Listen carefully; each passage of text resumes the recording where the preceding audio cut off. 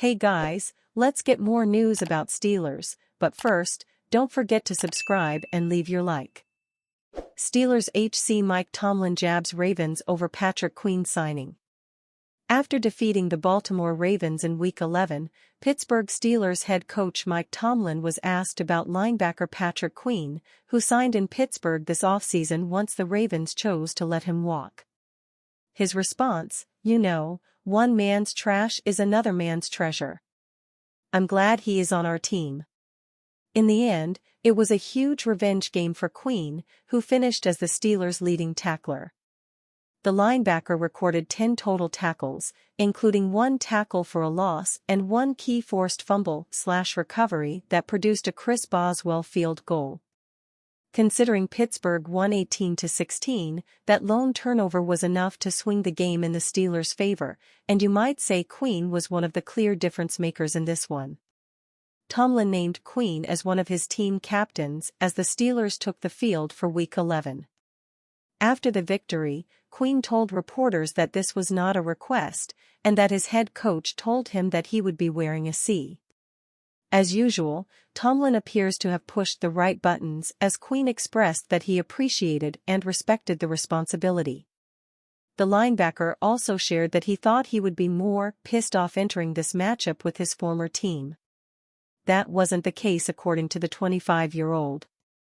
Woke up this morning, I didn't feel any anger, Queen said. Just felt content with life and the game, and just being where I'm supposed to be.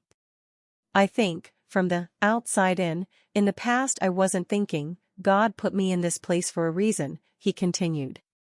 I was just heated at the situation that occurred. So, I just gave my faith to God and just trusted him, that I was in the right place for a reason. Similarly, Queen also relayed that he didn't really trash talk the Ravens sideline after forcing the fumble on tight end Isaiah Likely. Nothing was said, it was just supposed to be, he noted. I don't have no anger, no animosity towards them. It's just football. When asked, Queen confirmed that he did not speak with Ravens head coach John Harbaugh after the Week 11 win. While speaking with reporters ahead of Week 11, Queen made it clear that he's comfortable being labeled a villain if that's how his former fanbase views him. I'm whatever they want to call me, the linebacker replied. He also admitted that he initially had the matchup with his former team circled on the calendar, but that his mindset changed as the Steelers became his team. You get over all that stuff and you just play football, Queen added at the time. You just go out there each game, take one game at a time and just play football for your team. Having said all that, he did acknowledge that it was initially upsetting that the Ravens did not offer him a new contract in free agency. At the end of the day, the first few months, you definitely go through those feelings, Queen expressed on November 13th. He added that now, you just want to win games, and want to win with your new teammates, and bond with those guys.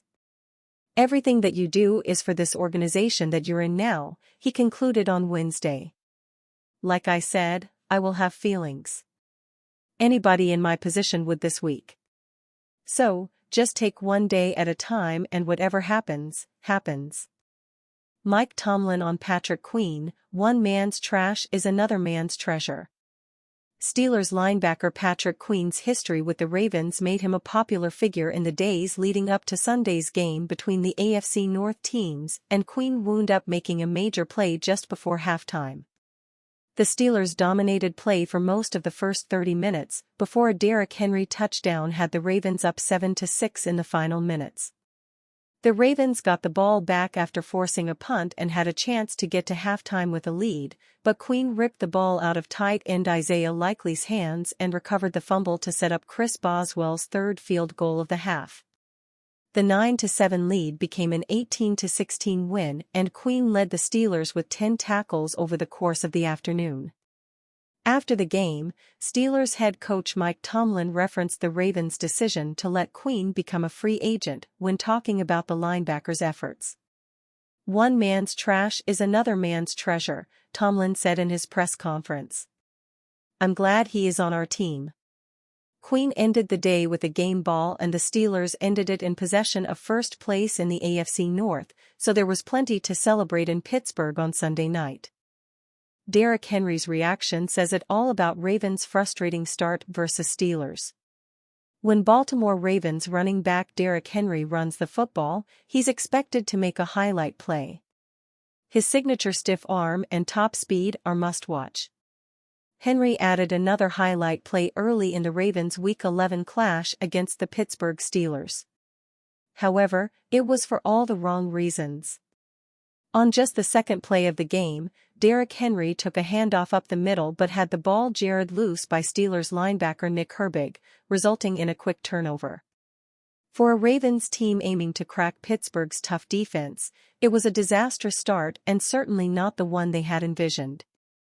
Fortunately for the Ravens, the costly fumble wasn't too pricey. The team's defense stepped up and held the Steelers' offense to only a field goal.